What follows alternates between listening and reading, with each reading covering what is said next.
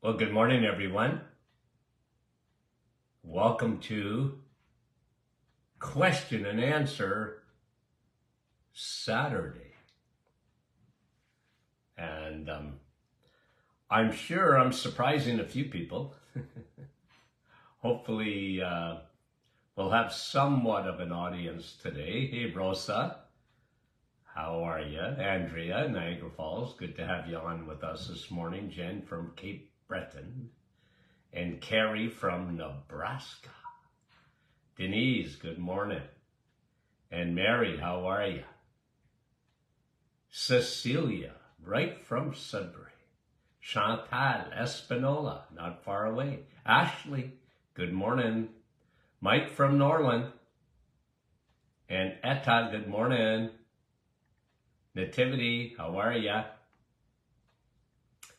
Morris from North Bay. Good morning, Morris. Adeline, how are you? And Frida. Good friends. Wendy, good morning. And Jane. And Serpa, good morning. Jeanette.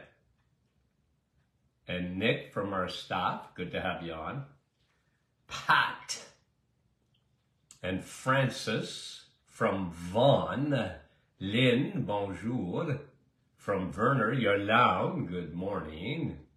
Cheryl in Texas. Brian, good morning. Wanda, how are you? Deb, good morning. Anybody brand new this morning? Carolyn, I'm sorry. Diane, LaSalle. Anybody brand new? Say hello and let me know that you're brand new. Sandy. Washington State, well, that's got to be bright and early out there. Maria and Dave from Muskoka, Golden Lake, Lorraine, Welland and Lorraine, and Bruno, Dale, Wendy from London, Stephanie, good morning, Bob and Stephanie, Deb from Motown, Gertie, how are you? We appreciate you guys very much. Teresa. Okay, I haven't seen anybody just saying, hey, I'm brand new. We would like to say hello to you. Rita and Donna. Jean. Okay, we got a lot of questions, so let's get going. Brenda from Campbell River. Ann, good morning. And Shirley. Snow in Scarborough. Jerry. Moncton. Joy. Buried in snow.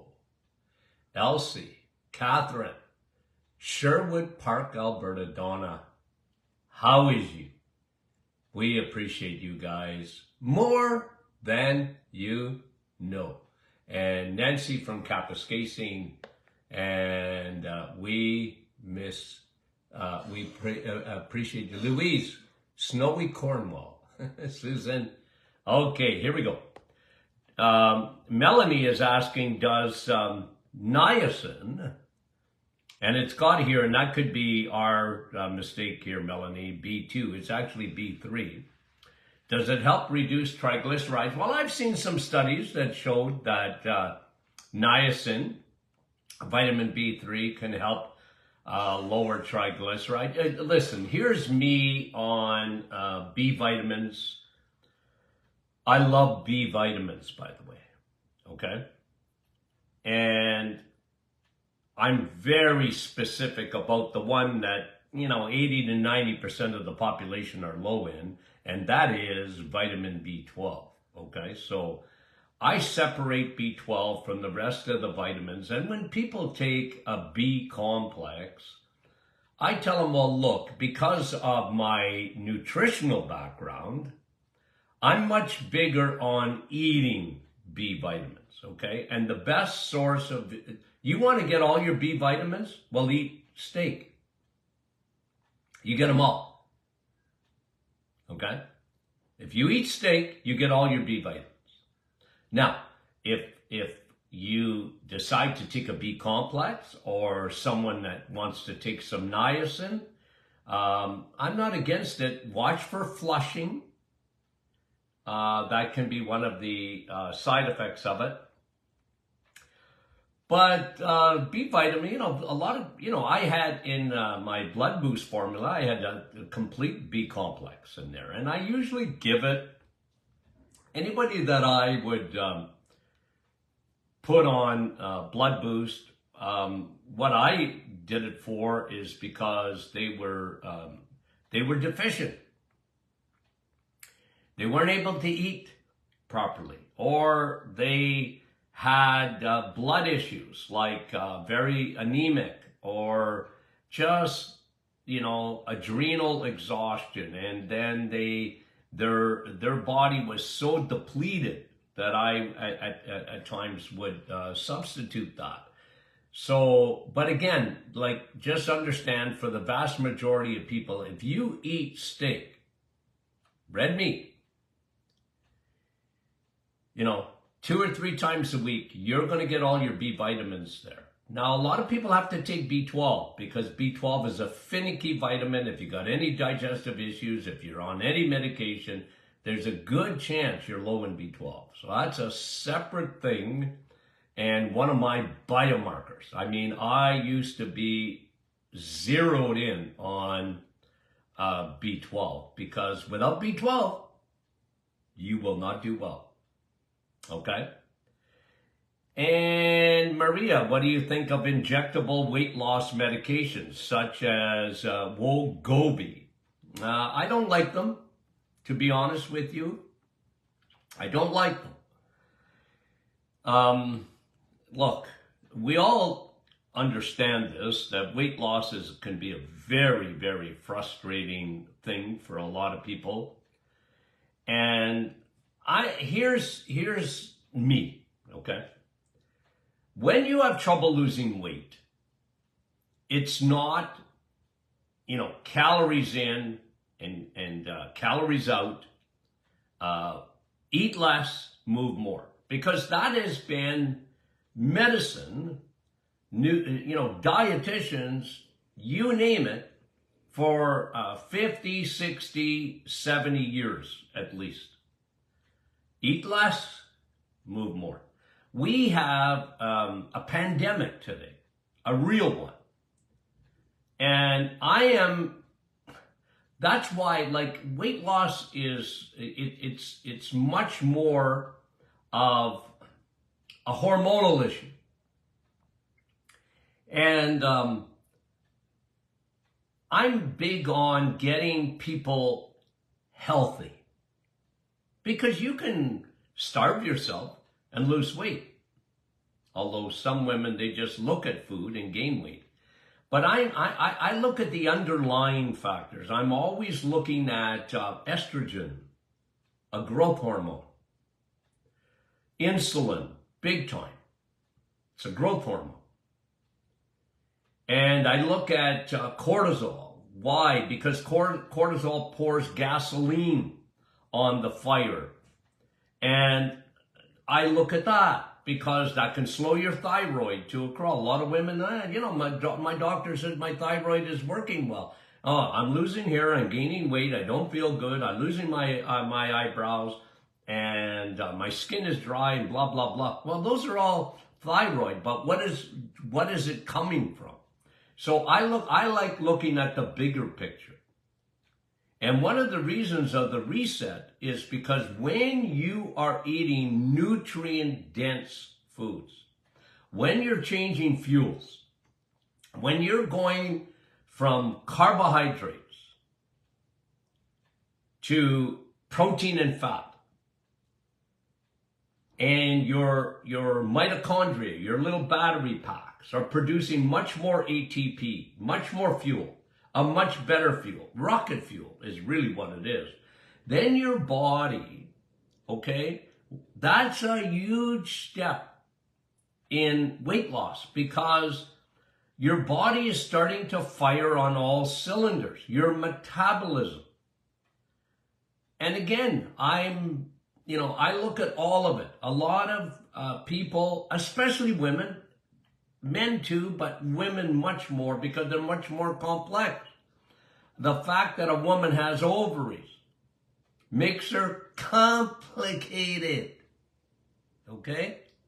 It's just complicated. because there's so much going on hormonally. And women get in storms. And one of the things the body does is it holds on to fat. So, again, and women, you get a woman generally and a man, they'll eat the same amount of calories, do the same things pretty well, and the husband loses weight and the wife, she said, "Doc, I just lost 1 or 2 pounds and it makes me mad." Well, first of all, you're a woman, okay? Now, I know there's, being woke and, there's him, her, she, they, who, blah, blah, blah, blah. You know what, me? I don't care because I'm too old, and if they cancel me, too bad. Like, there's a man and there's a woman. And women have different hormones. I'm sorry. Okay? I'm not sorry, but I say I'm sorry. Women are complicated when it comes to hormones. Okay? And some women, they just fly. Their hormones are perfectly balanced, and they, think of the traumatic effects of hormones that men don't go through. Okay? Let me just do that. This is hormonology 101. Okay? Think about it. A woman, here's a young girl, she starts menses for the first time. Okay? If a man ever had a period, he'd shoot himself. Okay? And for some women, okay, like it's maybe not fun for a day or two, but a lot of women, if they have too much estrogen when they're young, man, their periods are all over the place. Everything is upside down. Their skin, they got acne, they got estrogen, they got PCOS, polycystic ovarian disorder. They got it all. Bad periods, heavy bleeding, blah, blah, blah. Second traumatic event for a woman is when she has a baby. And again, sometimes it's smooth sailing. And men, we'd have one baby. No, we wouldn't. Because we're big babies ourselves. Like men, we couldn't take that kind of pain. Women are unreal. But anyway, they have a baby, and a lot of women go through this. They gain 50 pounds and they can't get it off. And I said, well, you got estrogen dominance. Once you had the baby, all your progesterone was left in that placenta.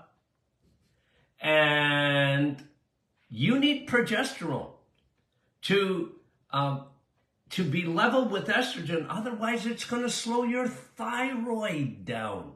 And a lot of women, they get postpartum depression. They gain weight. They got saddlebags on their legs and their hips. I said, Doc, I never had that. I know, you're a woman. And I'm very sympathetic. And then, here we go. We get menopause coming. And a lot of women. This is a traumatic event, hormonally. Okay? And men andropause. Again, come on. But women, they're coming in for a landing. That's what I used to tell my patients. I said, you're in an airplane and you're hitting turbulence as you come into your menopausal. And it can be very traumatic. You see, if you're a physician and you don't understand that, my word, what are you worth? I remember women crying in my office when I said, well, your hormones are so out of whack. And they're crying, and I mean it. And I go, you know what? Why didn't any doctor ever tell me that?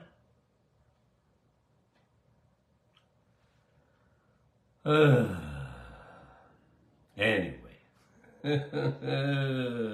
Hormones. Okay. Maria, you asked a question and I went off on a tangent. I wouldn't touch those injectable or weight loss medication for all the tea in China. I wouldn't touch them.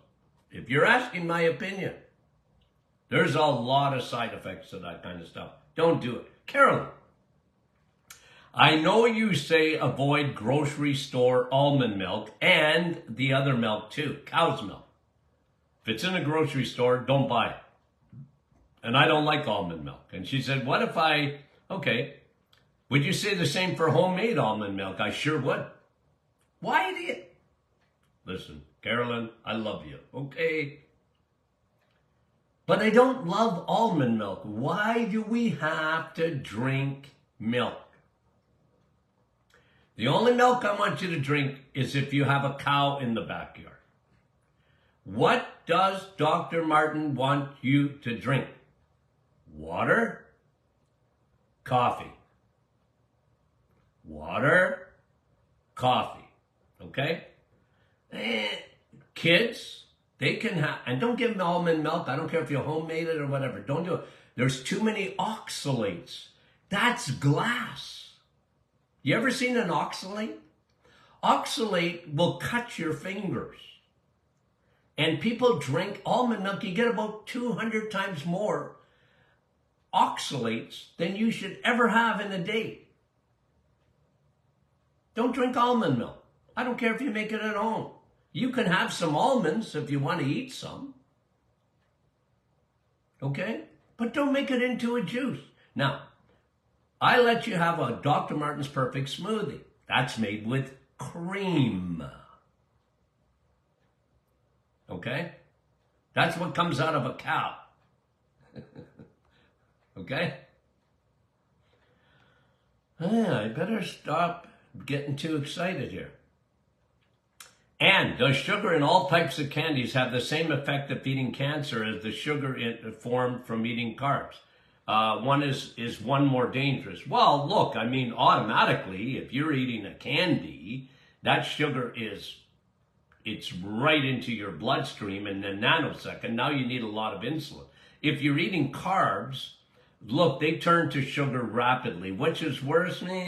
Well, look, you could have a fruit, for example, and it's the response of insulin is much slower.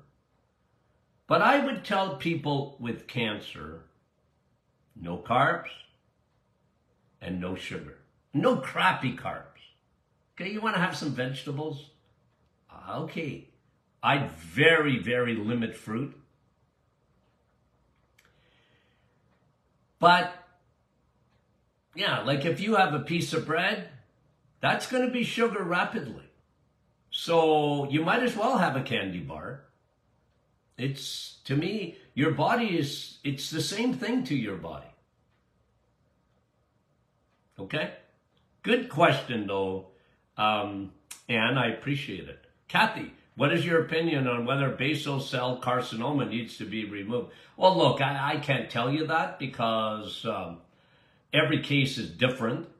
Basal cell carcinoma and squamous cell carcinoma, squamous being a little bit worse. But basal, you know what I heard this on the news last night, that Jill Biden, so Joe Biden, the president, I think he had some basal cell carcinoma removed. If I'm not mistaken, but one thing for sure his wife did, Jill Biden. She had basal cell carcinoma removed. I think that's a decision that you make with your physician. But basal cell carcinoma ain't going to kill you. That's a guarantee. I mean, melanoma, that'll kill you. Okay? And, by the way, melanoma, 90% are people that don't get in the sun. Melanoma don't come from the sun. That comes from Johnson & Johnson.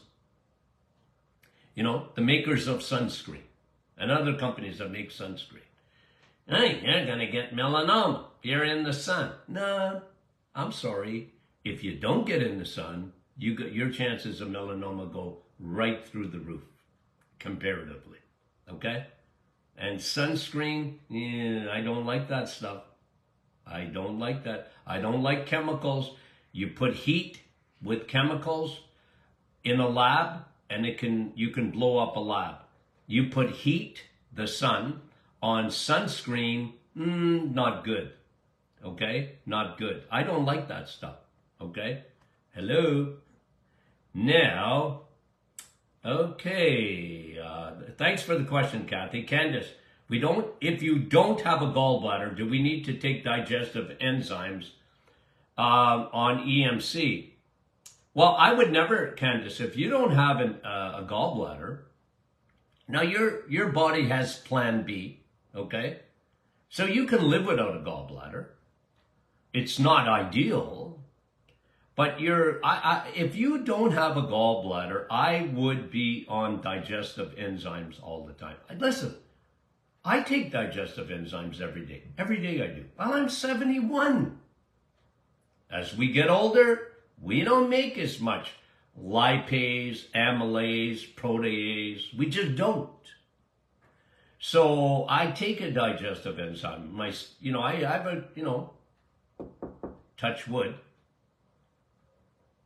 I've got a good digestive tract, okay? But I take enzymes. But if you don't have a gallbladder, you want extra lipase and, more lipase, but you need amylase, you need protease, and so I would tell you should always be taking a digestive enzyme, okay? Now, you can, like I said, you can live without a gallbladder. Your gallbladder's a little pouch for bile, but your gallbladder don't make bile. Your gallbladder holds on to bile. Your liver is what makes bile. So, you got plan B. Good question. Lynn, I was wondering if you recommend glutathione for someone who is a diabetic. Well, look, what do I think of glutathione? Glutathione is a substance that your body makes. I always call it Velcro, okay? And your body makes glutathione to detoxify yourself, okay? Now, what's really important with glutathione is there's a mass production of it in your liver. And when your liver, the Costco parking lot is full of fat because you're eating too many carbs, now your glutathione levels are going down. And by the way, the best way to restore glutathione, empty the liver, the reset, and eat eggs, meat, and cheese. Highest sources of glutathione. Okay? Now, you want to take a glutathione supplement? Look, the jury's out. Okay? If you can get glutathione in an IV, I like that. If a cancer patient was asking my opinion and they could get a glutathione IV, I would tell them to get a glutathione IV. I like glutathione.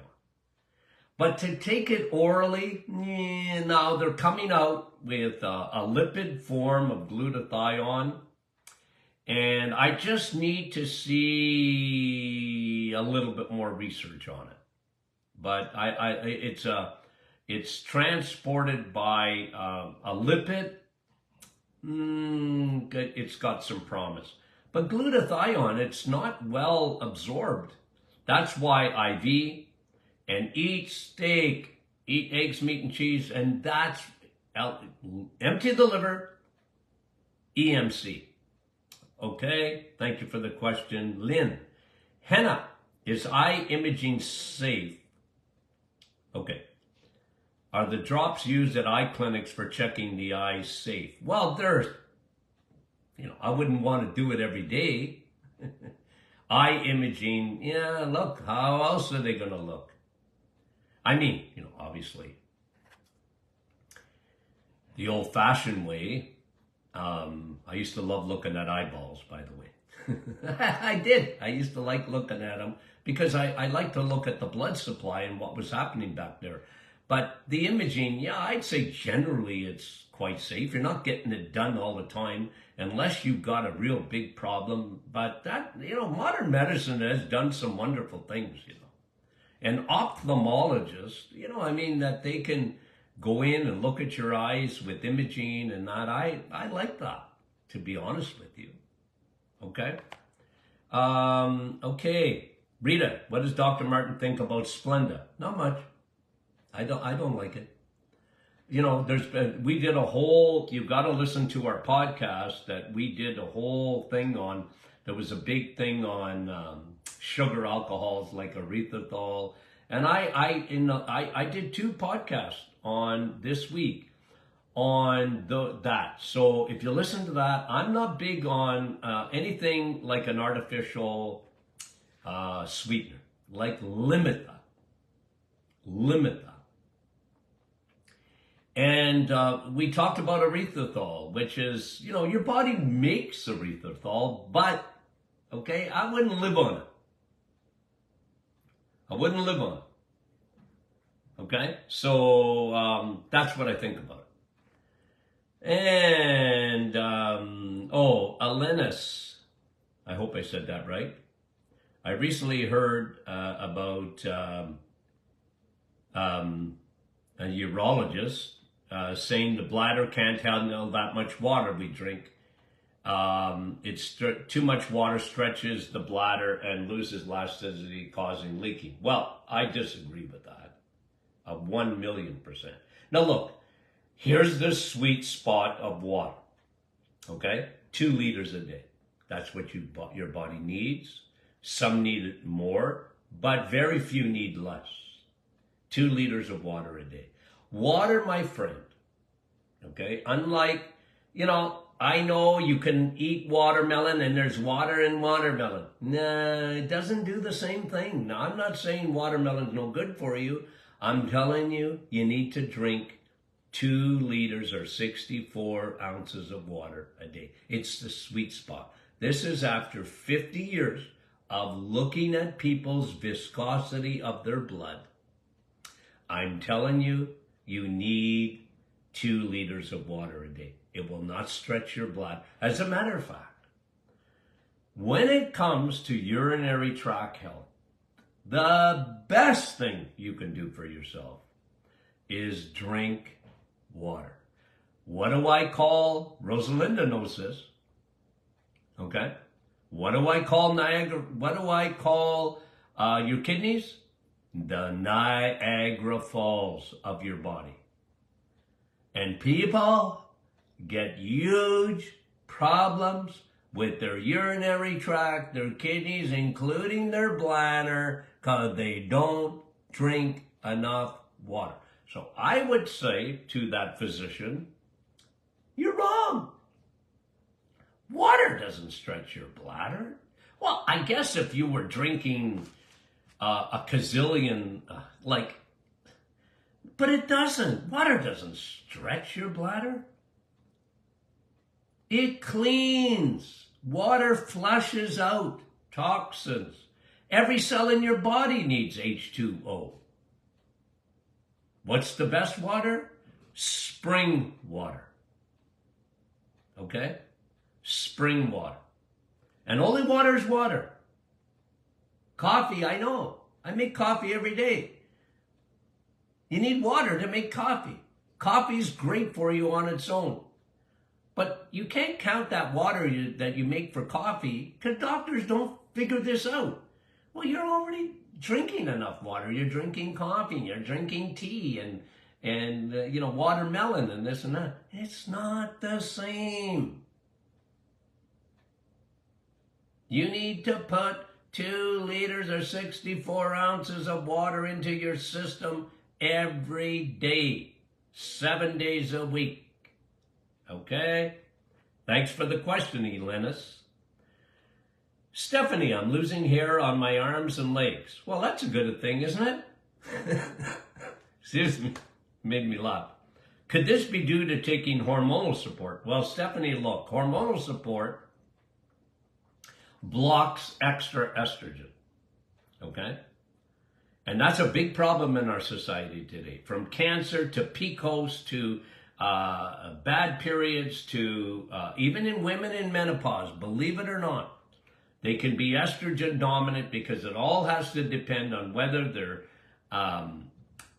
balanced out or not. And women, I talked about it earlier, hormones. The fact that maybe you're losing, look, Steph, it's very rare, but estrogen, if it's dominant, slows the thyroid down. And that's why you get hair loss for a lot of women, okay? And usually it's not on your arms and your legs. You grow hair on your chin and you got less hair on your head. And hair is a woman's glory. It's never normal for a woman to lose hair. Okay? Maybe at 85. No, but really it isn't. Now men, women, okay. Rachel, what do you do for plantar fasciitis? Well, listen, no fun. I would do Rosie's trick with the high levels of inflammation formula. And I call it my wife's trick because she's really good at it. 14, I had a patient do it, or a former patient do it. 14 inflammation formulas a day for 3 days. See what happens. Okay? Now, plantar fasciitis, they can give you a cortisone shot. There's a lot of things medicine does, and it's never fun. Okay? But I was big on lowering that inflammation. Plantar fasciitis usually comes from a flattened metatarsal arch. And a lot of people have that. And one of the things that happens in fasciitis is insulin. It's a big factor. Lower that insulin. Do the eggs, meat, and cheese diet. Okay, that was Rachel. Lindy, what are Dr. Martin's thoughts on mammograms? Well, look, I can't. I don't go there too much. I'll tell you why, okay? For me, when I had my license, okay, and I was with patients, mammograms were over on this side of the chart for me. I was big on, for me and my patients, look, let's do everything we can to keep cancer away from your body in all parts, but especially breast cancer, okay? Now, I wasn't against mammograms to that extent because that was over in the medical department and I was more in the prevention department. Do you know what I'm saying? And listen, even for liability, I couldn't tell people, look, don't ever get a mammogram. They're the worst thing since sliced bread. I wouldn't do that, okay? I didn't do that to people. I gave people information. Women could make that decision on their own, okay? So I wouldn't really go there. I'm saying, here's what I'm good at, here's what I do, and here's what they do. And you make your decision about they. For me, here's what I do, and what I recommend, okay? So I may be getting around your question a little bit, Lindy, but that's the way it is. Karina, turkey tail mushroom for aiding cancer. Never heard of it. Now, I know all about mushrooms, but I can't say that I've heard of turkey tail mushrooms doing anything for cancer. And listen, here's what I'm going to say. Anyone that tells you they got the cure for cancer, run. Okay, because somebody's asking me about B17. Who asked about B17? Hold on. Oh, Sandra, B17. Okay, Laetrile. I don't know if you guys remember this or not, but that was a big story that came out, what are we talking, 30 years ago?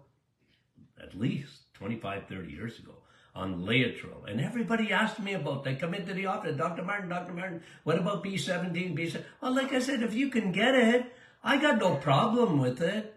But when someone tells you one thing gets rid of cancer, I used to tell them, I wouldn't spend a lot of money on it. Now, if I was dying of cancer and someone said to me, well, you ought to try B17. Hey, what did I tell you the other day? And I mean it. This was an expression I used in my office all the time. I said to my patients, okay, cancer. If I thought that hanging you upside down in the building that we were in, I'd go on the roof and I'd hold your feet and I'd hang you upside down. If I thought it would do you any good, I would help you out as much as possible. But guys, I've given you my protocol on cancer. When they say B17, I say vitamin D. When they say, what was the name of the mushroom again? Turkey tail mushroom. I say vitamin D. And I say no sugar. That's science, guys. That's real science. Because if you don't have an immune system and you're feeding your cancer, I don't care how much mushroom tail you're taking. I don't care how much Laetrile you're taking. So you got to understand where I come from. Am I against it? Nope. Nope, I'm not against it. But I'm telling you what the priorities are, in my opinion. Okay? In my opinion. I've written books on this. Okay? And protocols. Diet. Start in the kitchen. Okay? But I'm not against, if you want to try it, you got somebody with 4th stage cancer, listen. I'm not against trying anything. But I am consistent. Okay, Sandra, thanks for your question. Trudy, cherry angiomas, what about them? On the skin, okay, what's my take? Well, look, there's usually some form of deficiency. Usually there's a possible leaky gut. I'm big on probiotics, anything on the skin. Probiotic, leaky gut, leaky skin. And cherry angiomas, well, it could be microcirculation. It could be a deficiency to some extent. And vitamin A, even not eating enough steak. I mean, there's a lot of things. Cherry, talking about cherry or sherry with a C. Since skin is the largest organ, could there be any bad effects of tattoos? Well, maybe. You put stuff on your skin, possibly. Bobby, have you heard of camelina oil? You know what? No. What is it? I've been around the block. I could Google it, but I, to be honest with you, I can't say that I've heard it. There's two things today. I never heard of turkey tail mushroom, and I haven't heard of camelina oil. Someone give the answer there, okay? And somebody's asking me about rosacea right in front of me there, and rosacea is leaky gut. And Giselle, I'm wondering if Dr. Martin knows a test for the CIRS, capital, how to fix it, chronic inflammatory response system. Well, look, I mean, the best test is a CRP, C-reactive protein. That's the best test for inflammation. Even ferritin, high ferritin oftentimes is inflammation, okay? inflammation, but I look at the CRP, C-reactive protein. Anonymous, whoever you are, is licorice root. Would it help the liver? On its own, no. I like licorice root, more for the digestive tract, more than the liver, but the liver is the reset, man. Empty that liver. That's the best thing. Okay, Liz, why would I start acid reflux after the reset? You're weird. Liz, I'm just teasing, okay? You have to understand. I'm a teaser, okay? Still love you, Liz, okay? I'm just teasing, okay? And look, most people fix their acid reflux after the reset. So your body is probably making an adjustment, and take some digestive enzymes to get that fixed. Excuse me, I got some frog in my throat. Excuse me. Nez had a head lumpectomy. You mean scalp? Or you had your head taken off? Because that's a lump. No, okay, I'm just teasing. Had a head lumpectomy 4 weeks ago, now serious hot flashes. Wondered why and how. Well, look, I mean, you know, it's traumatic to some extent. That don't take much to set hormones off. They're called hormones for a reason. Okay, Nez? So fix it up. Fix it up. Block the extra estrogen. Whatever you need to do.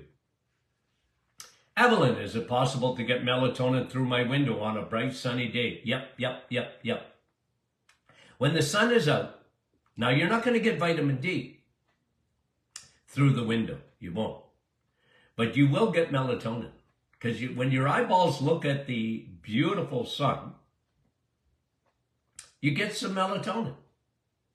Dark at night, pitch black room, bright in the day. Not lights, but the sun. Yes, very good question, Evelyn.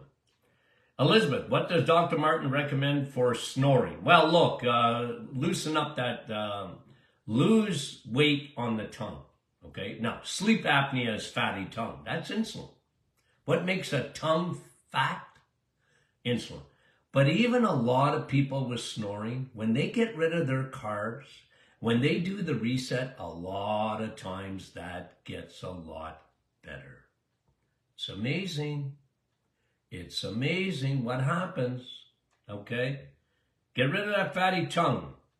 Kathy, keratosis. Well, we talked about like anything on the skin. Anything on the skin, start with the gut. Okay? Kathy, start with the gut. It's amazing. Now, your skin, I love vitamin A. I really do. You don't necessarily have to take it as a supplement, but eat more eggs, meat, and cheese, because vitamin A, by the way, is only found in the animal kingdom. It's not in the plant kingdom. Okay? Now, beta-carotene, the precursor to it, is found in plants, but vitamin A is found in eggs, meat, and cheese. Rods in the spine, constant pain, do the inflammation trick. Pam. No fun. Are the rods causing? Well, look, you got foreign objects in your spine. It's the scar tissue around those things that develop, create that inflammation. And so, no fun, okay? But try the trick, because a lot of people have gotten a lot of relief from using the inflammation. And doctors say I have peripheral vascular disease. Left leg hurts a lot, especially in the foot. Any help? Well, look, anything with peripheral artery, I'm big on Navitol. I'm big on elevating nitric oxide, B12, nitric oxide, big time. Try the two, Navitol with B12, okay? Thanks for the question, Rich. Okay, guys. We got them all, I think. I hope I didn't miss any. Love you guys. Talk to you soon.